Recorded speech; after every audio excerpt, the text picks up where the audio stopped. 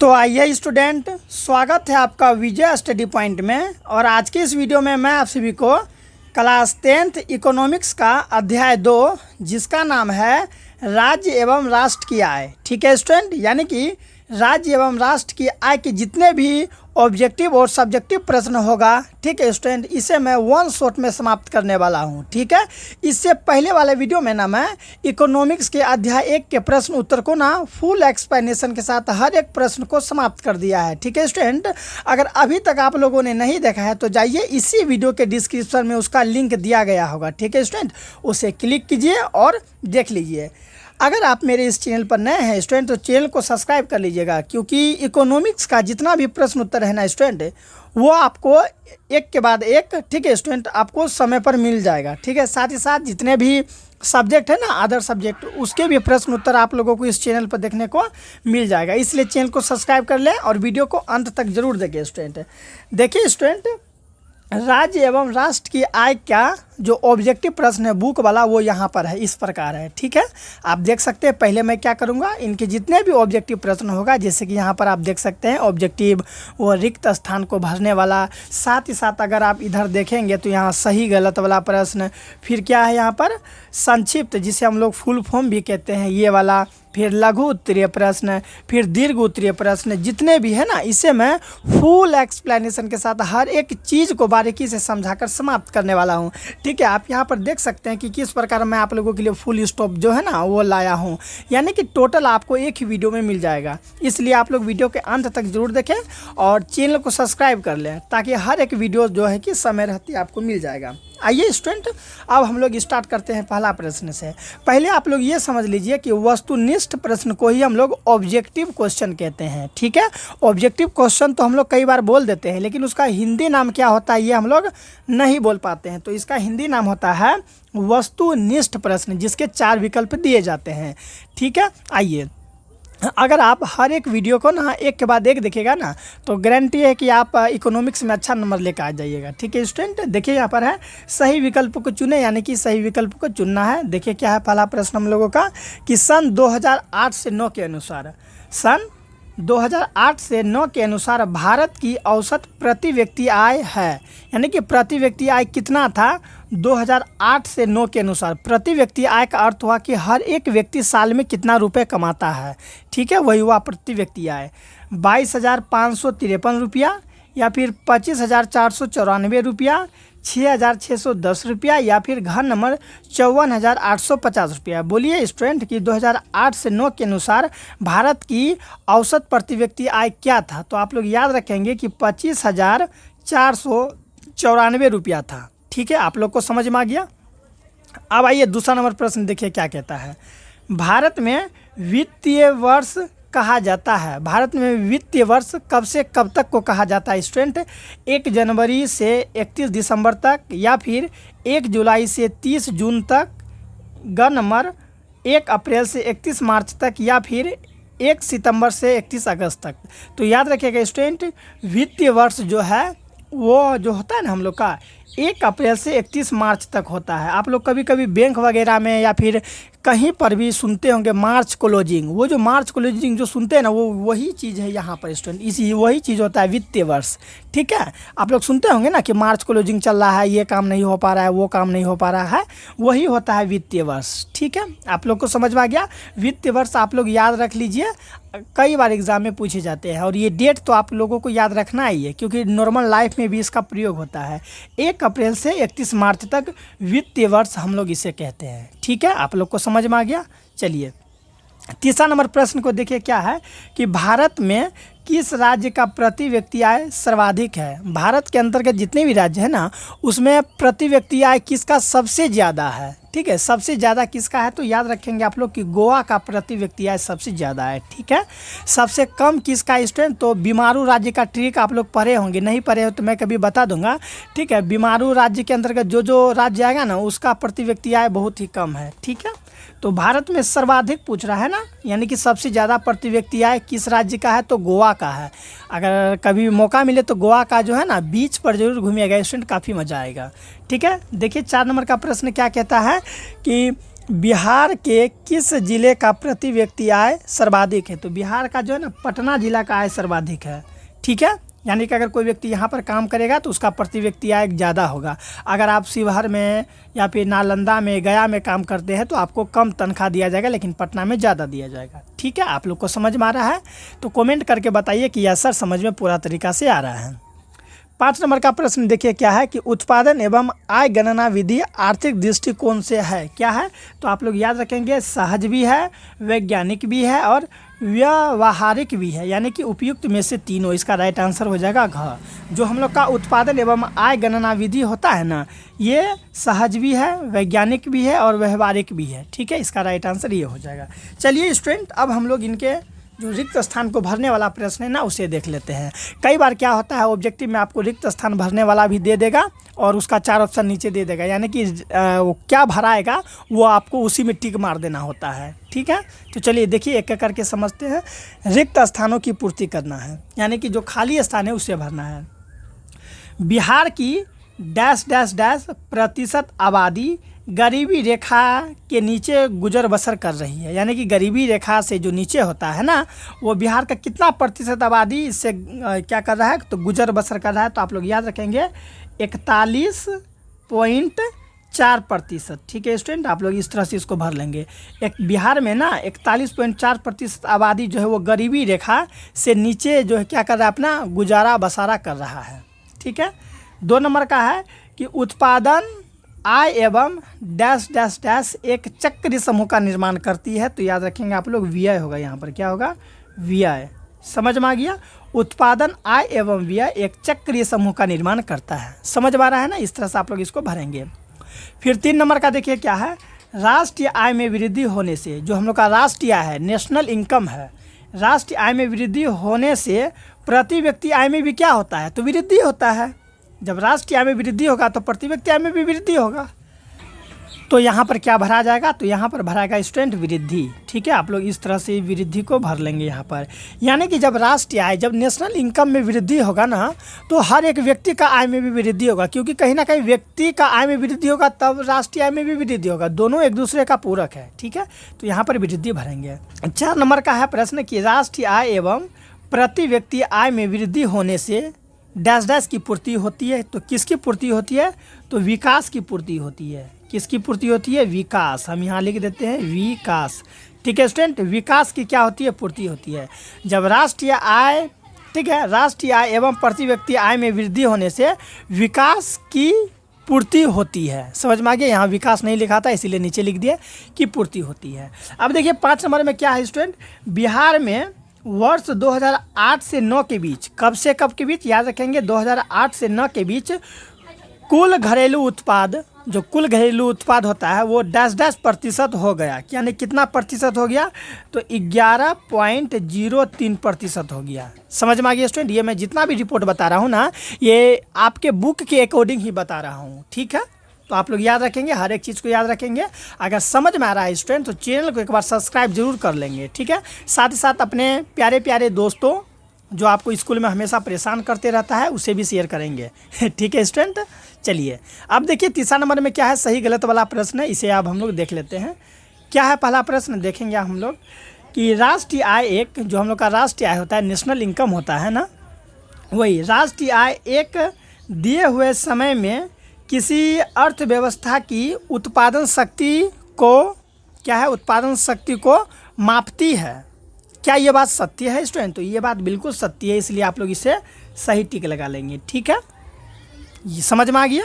देखिए 2 नंबर प्रश्न कहता है कि उत्पादन आय एवं व्यय एक चक्रीय समूह का निर्माण नहीं करती है। अरे करती है स्टूडेंट, तो यहाँ पर है नहीं करती है, तो ये मेरा गलत हो जाएगा। लेकिन आप लोग याद रखिएगा कि उत्पादन आय एवं व्यय एक चक्रीय समूह का निर्माण करती है। ठीक है, समझ में आ गया आप लोगों को? देखिए 3 क्या होगा, भारत की प्रति व्यक्ति आय अमेरिका के प्रति व्यक्ति आय से अधिक है क्या? तो ये बात बिल्कुल गलत है। जो भारत का प्रति व्यक्ति है, यानी कि हम लोग का यहाँ का आय अमेरिका से आय, अमेरिका का जो प्रति व्यक्ति आय उससे ज़्यादा है क्या? नहीं स्टूडेंट, उससे कम है। बल्कि अमेरिका का जो प्रति व्यक्ति आय है ना, वो हम लोगों से ज़्यादा है। ठीक है, इसलिए यहाँ पर तो उल्टा लिख दिया है कि भारत का प्रति व्यक्ति आय, यानी कि हम लोग का जो प्रति व्यक्ति आय है वो अमेरिका के प्रति व्यक्ति आय से अधिक है क्या? गलत है स्टूडेंट, इसलिए इसको आप लोग क्रॉस करेंगे, यानी कि असत्य भी लिख सकते हैं। इसे मैं यहाँ काट रहा हूँ तो आप लोग ये नहीं समझेंगे कि ये गलत है। ठीक है, समझ लीजिए, जो सत्य है उसके लिए सही टिक और जो गलत है उसके लिए हम क्रॉस का चिन्ह दे रहे हैं। 4 नंबर प्रश्न देखिए क्या है कि दादा भाई नौरोजी के अनुसार सन 1968 में भारत की प्रति व्यक्ति आय 20 रुपया था। यानी कि कब 1968 ईस्वी में जो भारत का प्रति व्यक्ति आय था ना वो 20 रुपया था। सोचने वाली बात है स्टूडेंट कि अभी हम लोग कितना 20 रुपये तो ऐसे स्कूल लेके जाते हैं। आप लोग अगर स्कूल जाते होंगे तो 20 रुपये 50 रुपये 100 रुपये लेके जाते होंगे। सोचिए कि एक समय यानी कि 1968 के आसपास साल भर का इनकम 20 रुपया था। वही ना होता है प्रति व्यक्ति आय, यानी कि कोई व्यक्ति साल भर में जो कमाता है वही उसका प्रति व्यक्ति आय कहलाता है। तो साल भर में वो 20 रुपया कमाता था स्टूडेंट। क्या ये बात सत्य है? तो ये बात 100% सत्य है। ठीक है, दादा भाई नौरोजी के अनुसार सन 1968 में जो है कि प्रति व्यक्ति आय 20 रुपया ही था। सही बात है, याद रखेंगे आप लोग अपना मम्मी पापा से भी पूछ सकते कि पापा कि जब आप लोग छोटे थे या बचपन में थे, काफ़ी छोटे जब होंगे ना, तो कहिएगा कि आप लोग कितना रुपए कमाते थे। तो पापा लोग कहते होंगे कि 4 आना में हम लोग का काम हो जाता था, 2 आना 1 आना लेके जाते थे मेला घूमने, तो उसमें से और पैसा बच के ही आ जाता था। तो वो सत्य बात है स्टूडेंट। ठीक है, आइए अंतिम देखते हैं यहाँ 5 नंबर में कि बिहार के प्रति व्यक्ति आय में कृषि क्षेत्र का योगदान सर्वाधिक है क्या? बिल्कुल सही बात है स्टूडेंट। बिहार का प्रति व्यक्ति आय में जो है ना कृषि यानी जो खेती है ना इसका योगदान बहुत ही अधिक है। और आप लोग को पता है कि जो हम लोग का बिहार है वो एक कृषि प्रधान देश है। समझ में आ गया कौन प्रधान देश है? तो कृषि प्रधान देश है। आई होप आप लोग समझ पा रहे होंगे। अगर समझ पा रहे हैं तो कमेंट करके ज़रूर बताएं कि आप मेरे इस वीडियो को कहाँ से देख रहे हैं। साथ ही साथ ये वीडियो कैसा लग रहा है आप लोगों को कमेंट एक बार ज़रूर कीजिएगा। अब आइए हम लोग संक्षिप्त रूप को पूरा करते हैं, यानी कि ये जो शॉर्ट कोट है ना इसको हम लोग लॉन्ग कोट करते हैं। समझ में आ गया स्टूडेंट? चलिए सबसे पहला देख लीजिए क्या है जीडीपी, फिर क्या है पीसीआई, एनएसएसओ, सीएसओ, फिर क्या है GNP, NNP, NI national income, फिर क्या है ईडीआई। इनके फुल फॉर्मों को हम लोग देखते हैं, एग्जाम में पूछ सकता है। चलिए थोड़ा सा बुक को साइड कर लेते हैं और लाते हैं हम लोग अपना। चलिए देखिए सबसे पहला है हम लोगों का जीडीपी। इसका फुल फॉर्म क्या होता है एक एक करके 4 नंबर का यहाँ देखिए उत्तर है, तो यहाँ 4 नंबर डाल दिए हैं। जीडीपी का अर्थ होता है ग्रोस डोमेस्टिक प्रोडक्ट। समझ में आ गया? नोट कर लेंगे हर एक चीज़ को, ग्रोस डोमेस्टिक प्रोडक्ट। पीसीआई का अर्थ होता है per capita income, per capita income PCI. ठीक है, फिर एनएसएसओ का क्या होता है देखिए, नेशनल सैंपल सर्वे ऑफिस। ठीक है, फिर देखिए यहाँ पर क्या है सीएसओ, सीएसओ इसका तो काफ़ी योगदान है स्टूडेंट। चलिए सीएसओ का देखते हैं, सेंट्रल स्टैटिकल ऑर्गेनाइजेशन। ठीक है, सेंट्रल स्टैटिकल ऑर्गेनाइजेशन। जीएनपी का क्या होता है, GNP gross national product, gross national product. Note कर लेंगे और याद भी कर लेंगे आप लोग। ठीक है, अगर आप लोग यही फुल फॉर्म देखना चाहते हैं ना तो आप लोग अपना इकोनॉमिक्स का बुक को थोड़ा सा पलटिए ना, उनके बारे में भी दिया गया है। जैसे कि आप लोग अगर इकोनॉमिक्स को पलटते हैं तो वहाँ जीडीपी के बारे में दिया है और वहाँ पर उसका हिंदी भी दिया गया है और उसका फुल फॉर्म भी दिया गया है, साथ ही साथ जीडीपी के बारे में बताया भी गया है। तो आप लोग वहाँ से नोट कर सकते हैं। ठीक है, मैं तो यहाँ आप लोगों के लिए जो है कि लिख कर लाया हूँ ताकि आप लोग को ढूंढना ना पड़े कि कहाँ क्या है। चलिए अब हम लोग का एनएनपी क्या होता है तो समझिएगा नेट नेशनल प्रोडक्ट। एनएनपी समझ में आ गया, नेट नेशनल प्रोडक्ट। एनआई क्या मतलब होता है, नेट इनकम। क्या होता है, नेट इनकम, या फिर इसी को आप लोग कह सकते हैं नेशनल इनकम। चलिए इधर मैं कर दूँ, हाँ national income, INCOME national income. फिर हम लोग का ईडीआई। ईडीआई का अर्थ क्या होता है देखिए, इकोनॉमिक डेवलपमेंट इंटरग्रेशन। ठीक है, समझ में आ गया? टोटल तो आप सबको क्या करेंगे, हर एक चीज़ को नोट कर लेंगे स्टूडेंट, क्योंकि एग्ज़ाम में कोई भी पूछ सकता है। साथ साथ एग्ज़ाम में पूछे या ना पूछे आप लोगों को नॉलेज के तौर पर हर एक चीज़ को याद रखना है। इस तरह से आपको वीडियो को पॉज कर करके यानी कि रोक रोक के लिख सकते हैं। अगर आपको अच्छा लग रहा होगा तो एक बार चैनल को क्या करना है स्टूडेंट, सब्सक्राइब कर लेना है और अपने दोस्तों के साथ भी शेयर करना है। ठीक है, कैसा लग रहा है आप लोगों को क्लास स्टूडेंट वो भी बताना है। चलिए अब हम लोग इनके दीर्घ उत्तरीय प्रश्न को देखते हैं। चलिए यहाँ पर देखिए, ये देखिए हम लोगों ने तो यहाँ तक देख लिया। अब लघु उत्तरीय प्रश्न को देखते हैं। ये जो है लघु उत्तरीय प्रश्न, जिसे हम लोग शॉर्ट आंसर क्वेश्चन भी कहते हैं। ये जो है ना लघु उत्तरीय प्रश्न 1 से लेकर 7 तक इसे करेंगे। फिर इनका दीर्घ उत्तरीय प्रश्न टोटल कितना है, तो 6 है। दीर्घ उत्तरीय प्रश्न यहाँ देखिए 6 तक है ना, इसे भी मैं आप लोगों को बताऊँगा। इसलिए वीडियो को अंत तक बने रहें। ये नहीं कि आप थोड़ा सा देख लिया, आप चलते हैं घर जाके सोते हैं, ऐसा नहीं करना है। वन शॉट का मतलब होता है वन शॉट में समाप्त, बस समाप्त। ठीक है, तो वही वन शॉट वीडियो है, आप लोगों के लिए ही मैं लाता हूँ केवल। चलिए देखिए पहला प्रश्न क्या, आप बुक में ही देख लीजिए कि आय से आप क्या समझते हैं। आय से आप क्या समझते हैं। मैं अगर स्टूडेंट पूछूँ कि आप आय से क्या समझते हैं, तो आप क्या कहिएगा कि सर आय से क्या समझते हैं, नहीं पता। आए पीटेंगे आप लोगों को। बताइए आप लोग आय से आप क्या समझते हैं। अगर मैं कहूँ कि आय यानी कि इनकम से आप क्या समझते हैं, तो आप लोग क्या जवाब देंगे। चलिए देखिए यहाँ पर क्या जवाब देना होगा आप लोगों को। जब कोई व्यक्ति किसी प्रकार का शारीरिक बोले तो शरीर से रिलेटेड, ठीक है, अथवा मानसिक कार्य करता है और उस कार्य के बदले जो पारिश्रमिक मिलता है, उसे ही हम लोग क्या कहते हैं, तो आय कहते हैं। यानी कि अगर कोई व्यक्ति है वो दिन भर क्या करता है, शारीरिक काम करता है। कोई गड्ढा को कोड़ता है, तो गड्ढा के कोड़ने के बाद शाम में जो उसको दिहाड़ी दिया जाता है, वही उसका आय कहलाता है। हो सकता है कि दिहाड़ी पैसा ना देकर कोई मकई दे दे, गेहूं दे दे, कोई कपड़ा दे दे, तो वो ही उसका आय होगा। जैसे कि आप मेरी इस वीडियो को देख रहे हैं, तो यहाँ पर तो हम मानसिक काम कर रहे हैं ना, मानसिक काम कर रहे हैं, आप लोग को पढ़ा रहे हैं, तो मेहनत तो कर रहे हैं। आप हमको बदले में 1 भी रुपया नहीं दीजिएगा। हो सकता है कि आप बदले में चैनल को सब्सक्राइब कर लीजिएगा। तो ये जो आप चैनल को सब्सक्राइब किए ना, यही मेरा आय हुआ, क्योंकि हम इतना मेहनत किए और आप मेरे साथ जुड़े, तो ये मेरा आय होगा। आई होप आप लोग समझ गए होंगे कि जब कोई व्यक्ति किसी प्रकार का, चाहे वो कोई भी प्रकार का शारीरिक अथवा मानसिक कार्य करता है और उस कार्य के बदले जो पारिश्रमिक मिलता है, उसे ही हम लोग प्रति व्यक्ति आय कहते हैं। वो कोई भी काम करेगा और काम के बदले जो उसे पेमेंट मिलेगा, जो उसे पैसा मिलेगा, वही उसका प्रति व्यक्ति आय कहलाएगा। और ये जो आय है, ये किसी भी रूप में हो सकता है, चाहे मकई के रूप में, गेहूं के रूप में, चावल के रूप में, कोई लोह पदार्थ के रूप में, या फिर कपड़ा लत्ता, यानी कि काम किया उसके बदले में उसे अगर कुछ भी दे दिया, तो वही उसका आय कहलाएगा। समझ में आ गया। और काम शारीरिक भी हो सकता है, मानसिक भी हो सकता है। मानसिक बोले तो जिसमें शरीर कम खर्चा है, दिमाग ज़्यादा खर्चा है। ठीक है, चलिए समझ में आ गया। देखिए दूसरा नंबर प्रश्न क्या है हम लोगों का कि सकल घरेलू उत्पाद से आप क्या समझते हैं। ये दिख रहा है आप लोगों को, कहीं पर भी दिक्कत नहीं, इसलिए मैं आप लोगों के लिए टाइप करके लाता हूँ कि सकल घरेलू उत्पाद से आप क्या समझते हैं। तो आप लोग इसको लिखेंगे, किसी देश में, चाहे वो कोई भी कंट्री हो, कोई भी देश हो, किसी देश में 1 वर्ष के अंदर, यानी कि 1 साल के अंदर उत्पादित सभी वस्तुओं, जितना भी वस्तु का उत्पादन होगा, उत्पादित सभी वस्तुओं एवं सेवाओं का मौद्रिक मूल्य, उनका जितना भी मूल्य होगा ना, मूल्य को उस देश का सकल घरेलू उत्पाद कहा जाता है। आई होप आप लोग समझ गएंगे। कोई भी देश है, उस देश में 1 साल के अंतर्गत उत्पादित सभी वस्तुओं एवं सेवाओं का मौद्रिक मूल्य को उस देश का सकल घरेलू उत्पाद कहा जाता है। ठीक है, आप लोग को नोट करेंगे और इसी तरह से एग्जाम में लिखेंगे।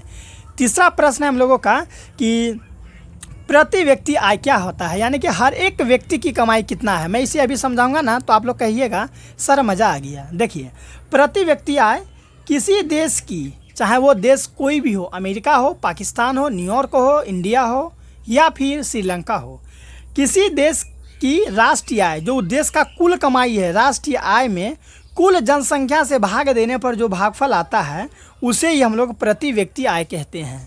ठीक है, किसी देश का राष्ट्रीय आय, मान लीजिए कि भारत देश है और भारत देश का राष्ट्रीय आय 10 रुपये है। कितना रुपये है समझिए, हालांकि 10 रुपये नहीं है, मैं बहुत ही कम मात्रा में जो है कि आंकड़ा को लेके आपको समझा रहा हूँ।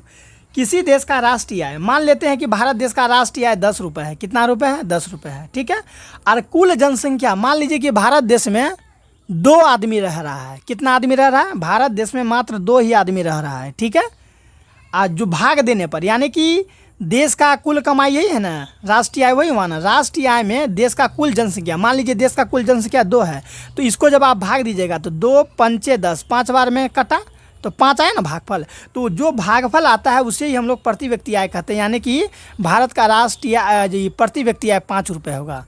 कब होगा भारत का प्रति व्यक्ति आय 5 रुपये? जब देश का राष्ट्रीय आय 10 रुपये हो और देश की जनसंख्या 2 गो रहेगा तब तो 5 रुपये होगा, क्योंकि 5 दूनी 10, 5 ये व्यक्ति कमाया, 5 दूसरा व्यक्ति कमाया, तो समझ में आ गया ना प्रति व्यक्ति आय। लेकिन अगर आपको रियल प्रति व्यक्ति आय निकालना है तो आपको रियल देश का राष्ट्रीय आय निकालना होगा और देश का कुल जनसंख्या जितना भी है उससे आप भाग दे दीजिए, हर एक व्यक्ति का आय निकल जाएगा। आई होप आप लोग समझ पा रहे होंगे कि प्रति व्यक्ति आय क्या होता है। ठीक है, एक बार फिर से समझ लीजिए, किसी देश की राष्ट्रीय आय में कुल जनसंख्या से भाग देने पर जो भागफल आता है उसे ही हम लोग प्रति व्यक्ति आय कहते हैं। आई होप स्टूडेंट आप लोग को अच्छा लग रहा होगा, तो कमेंट जरूर करेंगे और चैनल को सब्सक्राइब जरूर करेंगे।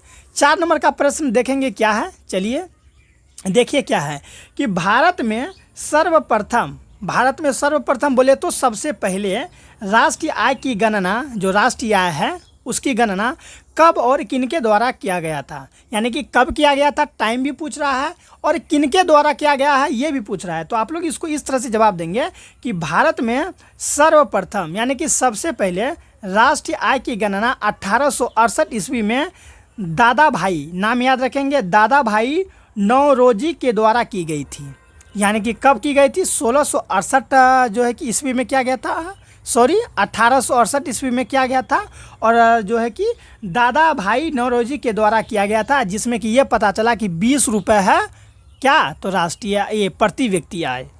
मैंने आप लोगों को उधर बताया था ना कि प्रति व्यक्ति आय आपको मैं दिखा ही देता हूँ ताकि आप लोग को हर एक चीज़ समझ में आएगा। देखिए कहाँ बताए थे, तो यहाँ बताए थे ना कि दादा भाई नौरोजी के अनुसार सन 1968 ईस्वी में भारत का प्रति व्यक्ति आय कितना था, तो 20 रुपया था स्टूडेंट, यानी प्रति व्यक्ति आय वही चीज़ वहाँ है। ठीक है, आपको ये भी दिखा देना कि भारत में सर्वप्रथम राष्ट्रीय आय की गणना कब हुआ था, तो 1868 ईस्वी में हुआ था, जिसमें कि दादा भाई नौरोजी के द्वारा किया गया था, उसी के द्वारा किया गया था, जिसमें कि ये निष्कर्ष निकला था कि हर एक व्यक्ति का राष्ट्रीय आय जो है, ठीक है, यानी कि प्रति व्यक्ति आय जो है वो 20 रुपये है। कब, तो 1868 ईस्वी में। आई होप स्टूडेंट आप लोगों को समझ में आ गया होगा। क्यों ना अब हम लोग 5 नंबर के प्रश्न को देखें। चलिए देखते हैं 5 नंबर का प्रश्न क्या है। चलिए यहाँ पर है ना, क्या है स्टूडेंट प्रश्न कि भारत में राष्ट्रीय आय की गणना किस संस्था के द्वारा होती है। जो राष्ट्रीय आय का गणना होगा कि नेशनल इनकम का जो गणना होगा कि कितना हम लोग का राष्ट्रीय आय है, ये कौन सा संस्था करेगा, किस संस्था के द्वारा होता है। तो इसका उत्तर आप लोग इस प्रकार से लिखेंगे कि भारत में राष्ट्रीय आय की गणना, यहाँ देखिए है ना, भारत में राष्ट्रीय आय की गणना केंद्रीय सांख्यिकी संगठन, जिसे हम लोग CSO भी कहते हैं। क्या कहते हैं, CSO भी कहते हैं, जिसका फुल फॉर्म मैंने पीछे बताया था। ठीक है, भारत में राष्ट्रीय आय की गणना केंद्रीय सांख्यिकी संगठन के द्वारा होती है। किसके द्वारा होती है, केंद्रीय सांख्यिकी संगठन, नाम याद रखेंगे आप लोग, केंद्रीय सांख्यिकी संगठन के द्वारा होती है राष्ट्रीय आय की गणना। और जब राष्ट्रीय आय का गणना होगा तो एक संस्था मिलकर इसे हैंडल नहीं कर पाता है, इसलिए स्टूडेंट इस कार्य के राष्ट्रीय प्रतिदर्श सर्वेक्षण, ठीक है, राष्ट्रीय प्रतिदर्श सर्वेक्षण संगठन, एक और संगठन है जिसका नाम है राष्ट्रीय प्रतिदर्श सर्वेक्षण संगठन, केंद्रीय सांख्यिकी संगठन का सहायता करता है, उसका हेल्प कर देता है। कौन हेल्प करता है, तो राष्ट्रीय प्रतिदर्श सर्वेक्षण संगठन उसका हेल्प करता है। ठीक है, किसका हेल्प करता है, तो केंद्रीय सांख्यिकी संगठन का सहायता करता है, और इससे जो है कि भारत का राष्ट्रीय आय का गणना सफलतापूर्वक कर लिया जाता है। आई होप 5 नंबर का प्रश्न भी समझ में आ गया होगा। चलिए 6 नंबर का प्रश्न को देखते हैं। देखिए यहाँ पर है कि राष्ट्रीय आय की गणना में किसमें स्टूडेंट, तो राष्ट्रीय आय, नेशनल इनकम, राष्ट्रीय आय की गणना में होने वाली कठिनाइयों का वर्णन करें। जब राष्ट्रीय आय का गणना होता है ना तो कहाँ कहाँ परेशानी होने लगता है, उसी का बोला है वर्णन करने के लिए। तो लिखेंगे आप लोग कि राष्ट्रीय आय की गणना में निम्नलिखित कठिनाइयाँ होती है। कठिनाई जो परेशानी होती है वो निम्नलिखित होती है, यानी कि 3 गो है, उसको आप लोग समझिए। पहला है कि आंकड़ों को एकत्र करने में कठिनाई होती है। जैसा कि आपको पता है कि भारत में कितना सारा जनसंख्या है, जनसंख्या के मामले में भारत सबसे आगे आ चुका है। तो वही है कि आंकड़ों को एकत्र करने में कठिनाई होती है, इतना सारा जनसंख्या है, सबका आंकड़न एकत्रित करो तो उसमें परेशानी होता है। दूसरा होता है कि दोहरी गणना की संभावना, क्या होता है, दोबारा गणना हो जाता है। जैसे कि मान लीजिए कि एगो है यहाँ पर बिहार, हम यहाँ लिख के बताते हैं, हैं। क्या है यहाँ पर? बिहार। मान लीजिए बिहार में है टोटल 4 व्यक्ति, ठीक है, और ये 4 व्यक्ति जो है ना, 4 व्यक्ति में से 2 व्यक्ति चल गया, यही 2 व्यक्ति कहाँ चल गया? मुंबई चल गया, ठीक है, मुंबई चल गए ये 2 व्यक्ति। तो वो क्या करेगा? बिहार में भी गणना करवा लिया और मुंबई में भी गणना करवा लिया। तो देखिए यहाँ पर तो 4 ही है, व्यक्ति तो 4 ही है ना, तो यहाँ पर भी गणना करवा लिया, यहाँ पर भी गणना करवा लिया, तो कुल 6 हो गया। समझ में आया आप लोग को? तो 6 हो गया, लेकिन व्यक्ति तो 4 ही है ना, क्योंकि यहाँ पर यही वाला व्यक्ति वो मुंबई गया था ना। तो देख रहे हैं ना, तो दोबारा गणना हो जाता है एक ही व्यक्तियों का, ठीक है। वही तो इसमें भी जो है ना परेशानी होने लगता है। दूसरा है कि मूल्य के मापन में कठिनाई। मूल्य के मापन में क्या होता है? कठिनाई, यानी कि जो दाम होता है ना उसमें कठिनाई होता है। कहीं पर किसी चीज़ का प्राइस कुछ होता है तो कहीं पर कुछ होता है, ठीक है। तो वही चीज़ है। तो आप लोग 6 नंबर को भी समझ गए, इसको नोट करेंगे, समझेंगे अच्छा तरीका से, बस बात खत्म। चलिए 7 नंबर का प्रश्न देखेंगे, जो कि लघु उत्तरीय का अंतिम प्रश्न होने वाला है। इसके बाद हम लोग दीर्घ उत्तरीय प्रश्न को देखेंगे, उसके बाद वीडियो समाप्त हो जाएगा। फिर हम लोग अध्याय 3 की ओर चलेंगे। यहाँ पर है कि आय का गरीबी के साथ क्या जो है कि संबंध है स्थापित करें, या फिर आय का गरीबी के साथ संबंध स्थापित करें। अब देखिए आय का गरीबी के साथ बहुत संबंध स्थापित है, क्योंकि जिसका आय कम होगा वो ऑटोमेटिक गरीब होगा, और जिसका आय ज़्यादा होगा वो गरीब नहीं होगा। तो कितना अच्छा संबंध है देखिए आय का गरीबी के साथ घनिष्ठ संबंध है, आय का गरीबी के साथ घनिष्ठ संबंध है। जिस व्यक्ति की आय कम होती है, यानी कि आप हो चाहे हम हो, अगर आय कम होगा तो हम लोग गरीब होंगे ना जी, तो वह गरीब होता है। और जिस व्यक्ति का आय अधिक होता है वह गरीब नहीं होता है। मान लीजिए आप दिन का 200 रुपये कमाते हैं, तो क्या आप गरीब होइएगा ना जी? आप सही से खा नहीं पाइएगा, सही से पहनावा नहीं हो पाएगा, आपका जो बाल बच्चा है वो सही से यानी कि अच्छा स्कूल में पढ़ नहीं पाएगा, अच्छा ट्यूशन नहीं पढ़ पाएगा। अब मान लीजिए किसी का 2000 रुपये से 2500 रुपये है प्रतिदिन, तो अपना देखिए घर में भी खाएगा, अच्छा अच्छा कपड़ा भी पहनेगा, अपना बाल बच्चा को बड़े बड़े स्कूल में पढ़ाएगा, कोचिंग ट्यूशन पढ़ाएगा, अच्छा तरीका से अच्छा अच्छा बुक पढ़ाएगा। लेकिन यहाँ पर जिसका आय 200 रुपये है, 200 में क्या करेगा? खाएगा कि जो है कि अपना बाल बच्चा को पढ़ाएगा? तो ऐसे में मुसीबत हो सकता है ना। तो वही चीज़ है कि आय का गरीबी से बहुत बड़ा संबंध है। समझ में आ गया? आय का गरीबी से बहुत बड़ा संबंध है, समझ में आ गया? जिसका आय कम होगा वो गरीब होगा, जिसका आय ज़्यादा होगा वो गरीब नहीं होगा। वही चीज़ तो यहाँ पर लिखा गया है, और आप लोग उदाहरण के माध्यम से काफ़ी अच्छा तरीका से समझ गए होंगे। अभी आप जो मेरे वीडियो को देख रहे हैं, अभी आपका पिताजी मान लीजिए 200, 400, 500 रुपये कमाते होंगे तो घर अच्छा से चल जाता है। ज़रा आप ही सोचिए कि आपके पिताजी रोज़ का 150 से 200 रुपये काम करेंगे, तो इससे क्या घर चलेगा? किसी तरह तो खाना पीना चल जाएगा 200 रुपये में, लेकिन ज़िंदगी चलना कठिन हो जाएगा। आप जो पढ़ रहे हैं आपको पढ़ाना मुश्किल हो जाएगा, जिस मोबाइल से वीडियो को देख रहे हैं उसमें रिचार्ज कराना भी मुश्किल हो जाएगा। लेकिन अच्छा कमाई कर रहे हैं तो अच्छा से चल रहा है ना लाइफ, वही चीज़ है, ठीक है स्टूडेंट। इसलिए माता पिता का पैसा का कद्र कीजिए और अच्छा से पढ़िए और कुछ अच्छा करके दिखाइए पिताजी को, ठीक है। चलिए अब हम लोग दीर्घ उत्तरीय प्रश्न की ओर चलते हैं। देख सकते हैं आप यहाँ पर कि हम लोग का लघु उत्तरीय प्रश्न समाप्त हो गया। अब हम लोग दीर्घ उत्तरीय प्रश्न यानी कि लॉन्ग आंसर क्वेश्चन को करेंगे, ठीक है। आइए अब हम लोग लॉन्ग आंसर क्वेश्चन को करते हैं, जिसमें कि पहला क्या है? देखिए पहला है यानी कि पहला क्या दीर्घ उत्तरीय प्रश्न है, जिसमें कि पहला प्रश्न है हम लोगों का कि स्वतंत्रता प्राप्ति के पश्चात, यानी कि जब हम लोग का देश आज़ाद हो गया, स्वतंत्रता मिल गया, आज़ादी मिल गया, तो आज़ादी के पश्चात यानी कि आज़ादी के बाद मेरे स्टूडेंट, ठीक है, स्वतंत्रता प्राप्ति के पश्चात भारत सरकार ने, जो हम लोग का इंडियन गवर्नमेंट है, भारत सरकार ने कब और किस उद्देश्य से राष्ट्रीय आय समिति का गठन किया? किस उद्देश्य से वो राष्ट्रीय आय समिति का गठन किया स्वतंत्रता के बाद, देश आज़ाद होने के बाद?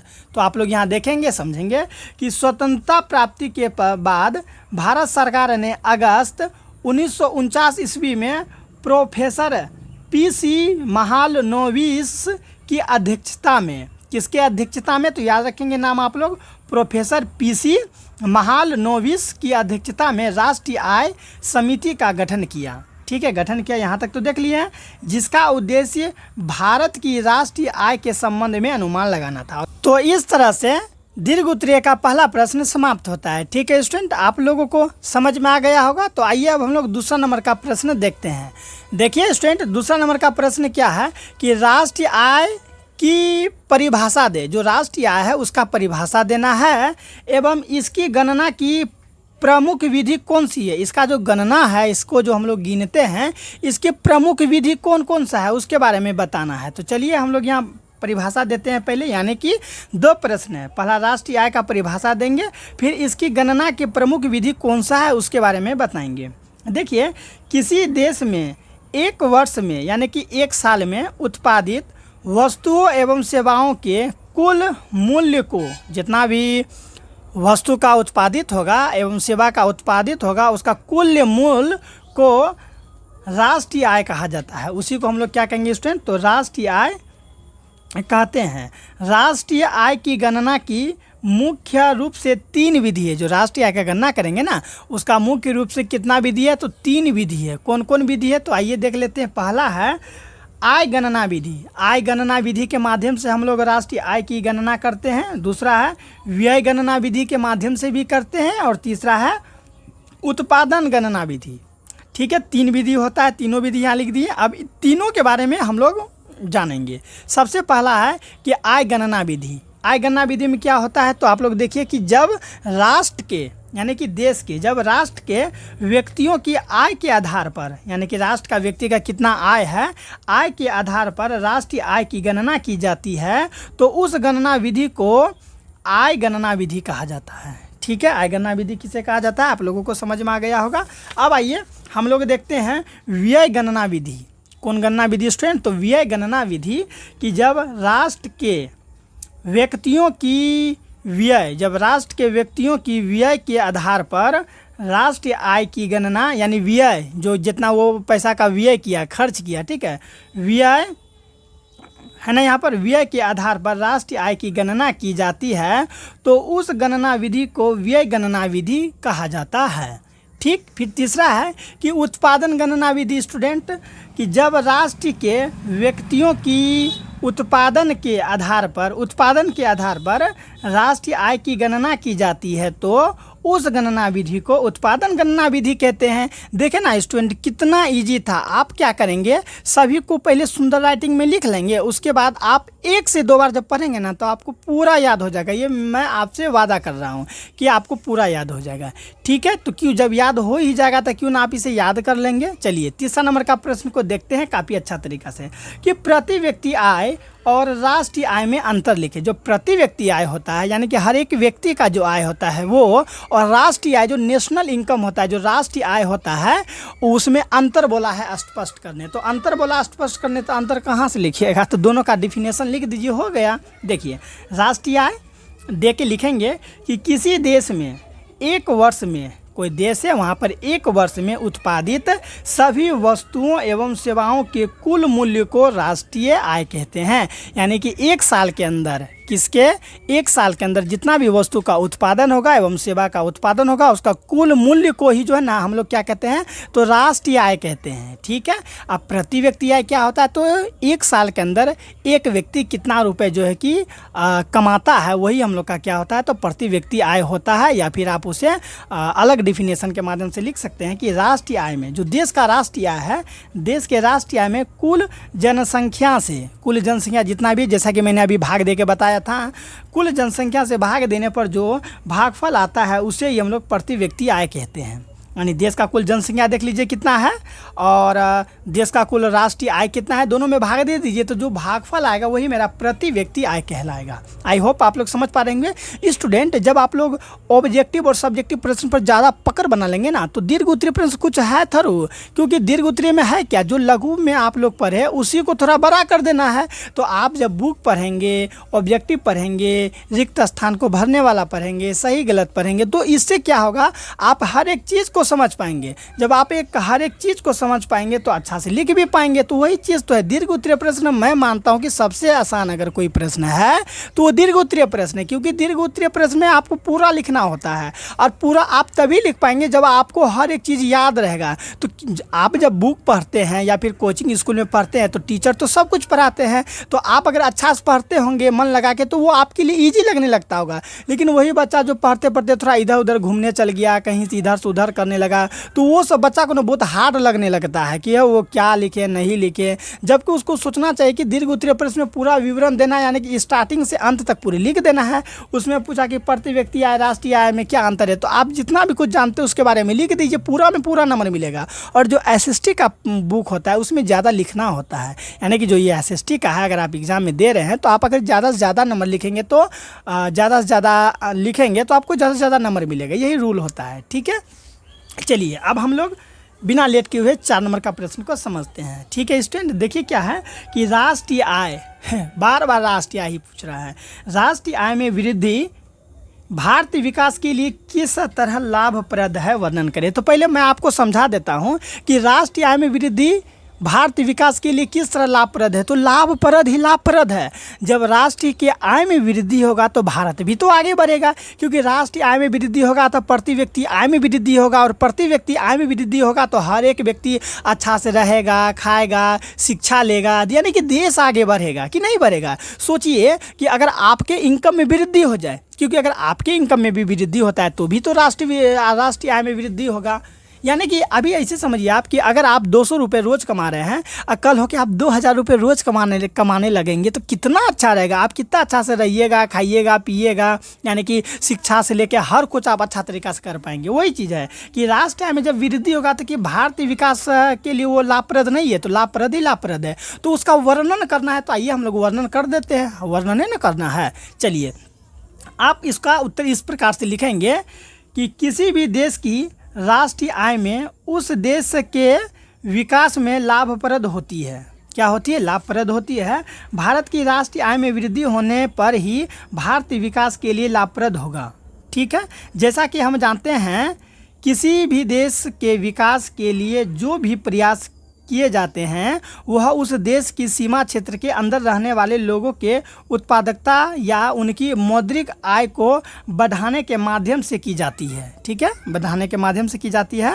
अभी की स्थिति में विश्व के सभी देश, विश्व के जितने भी देश हैं, विश्व के सभी देश अपने, ठीक है, विश्व के सभी देश अपने अपने ढंग से ऐसा बजट तैयार करते हैं जिसमें विकास की योजना, आप देख रहे हैं यहाँ पर ना, विकास की योजना, चलिए इसको सही कर लेते हैं, विकास की योजना प्रमुखता दी जाती है। इसका मुख्य लक्ष्य देश के उत्पादन के साधनों की क्षमता बढ़ाने की रहती है। इससे देश के लोगों को अधिक आय की प्राप्ति हो। लोगों की आय बढ़ने से, यानी कि लोग का जब आय बढ़ेगा, कमाई बढ़ेगा, तो लोगों के आय बढ़ने से ही देश की राष्ट्रीय आय बढ़ती है। यानी तो मैंने जो स्टार्टिंग में समझाया था आप उसे भी लिख सकते हैं। ठीक है, लोगों की राष्ट्रीय आय बढ़ने से देश की राष्ट्रीय आय बढ़ सकती है।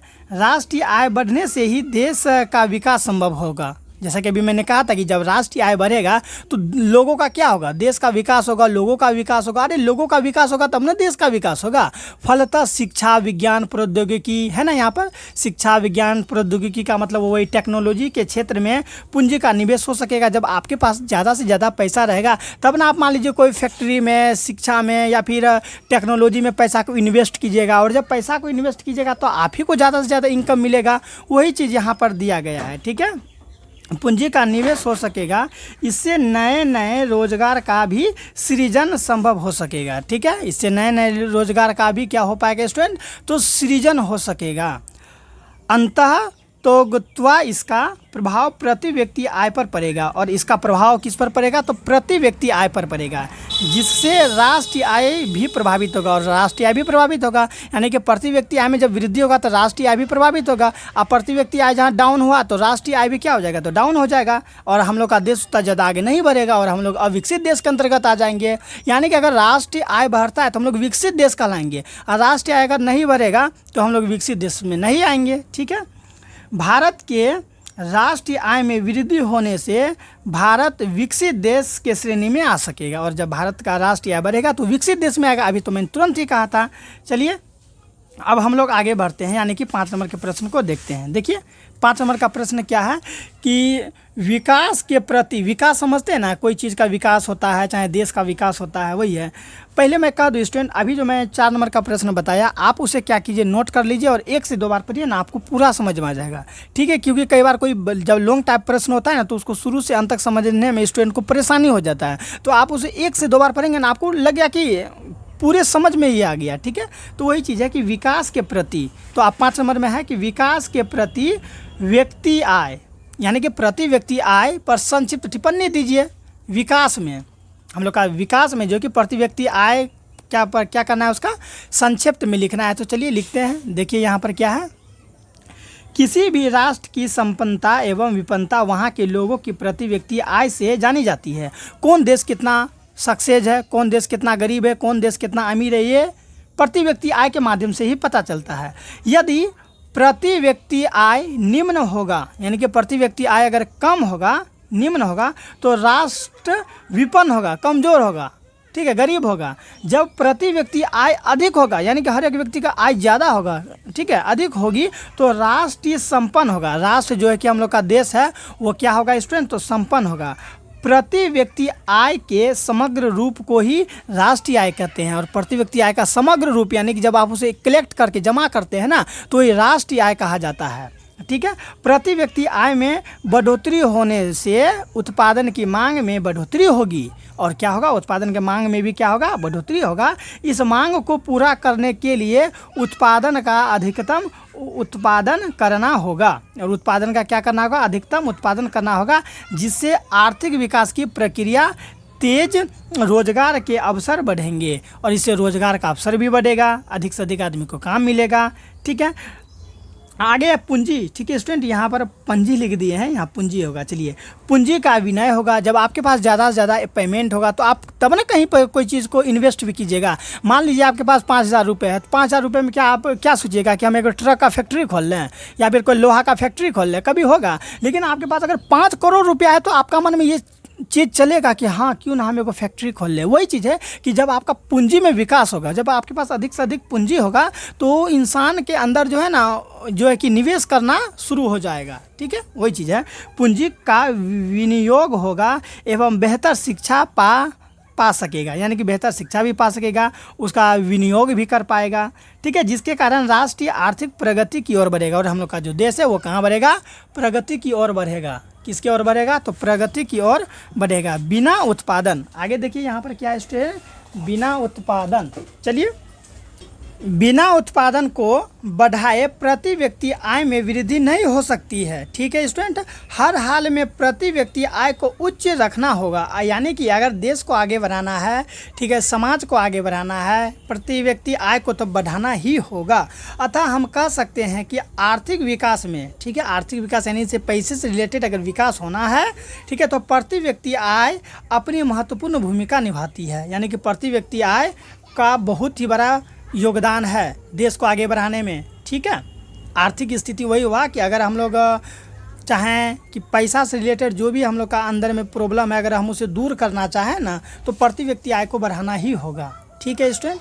तो अब आइए अंतिम प्रश्न को देखते हैं, लेकिन अंतिम प्रश्न के बाद हम लोग विदा हो जाएंगे, यानी कि वीडियो समाप्त हो जाएगा। तो चैनल को सब्सक्राइब कर लें, ठीक है।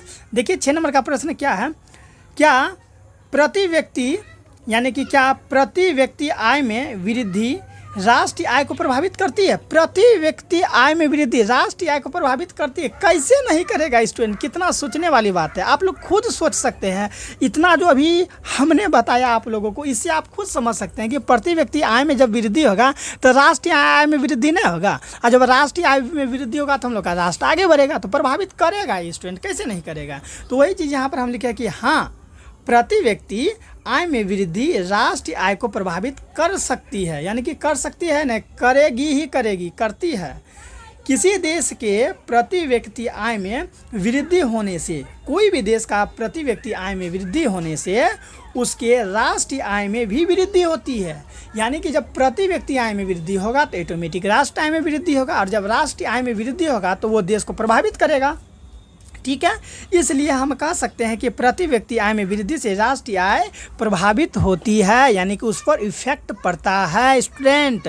आई होप स्टूडेंट आप लोग पूरा वीडियो अगर देखे होंगे तो आपको ये वीडियो काफ़ी अच्छा लगा होगा। तो ठीक है स्टूडेंट, एक बार चैनल को सब्सक्राइब करके अपने दोस्तों को भी शेयर करिए, साथ साथ कमेंट करके बताएं कि आपको कैसा लगा। अगर आपको अच्छा लगा स्टूडेंट तो अध्याय 3 जरूर देखिएगा, यानी कि अध्याय 3 मैं आप लोगों के लिए बहुत जल्द, बोले तो मैं कल ही अपलोड कर दूंगा। इसलिए चैनल को सब्सक्राइब करके रखिए, अपने दोस्तों को भी शेयर कीजिए और अपना ख्याल रखिएगा एग्जाम तक। जब तक आपका एग्जाम नहीं हो जाता है तब तक अपना ख्याल रखिएगा। उसके बाद आपको बुखार भी लग जाएगा तो हमको दिक्कत नहीं है, लेकिन एग्जाम तक आपको अच्छा से रहना है। ठीक है, अपना ख्याल रखिएगा। मिलते हैं नेक्स्ट वीडियो में बहुत जल्द। बाय।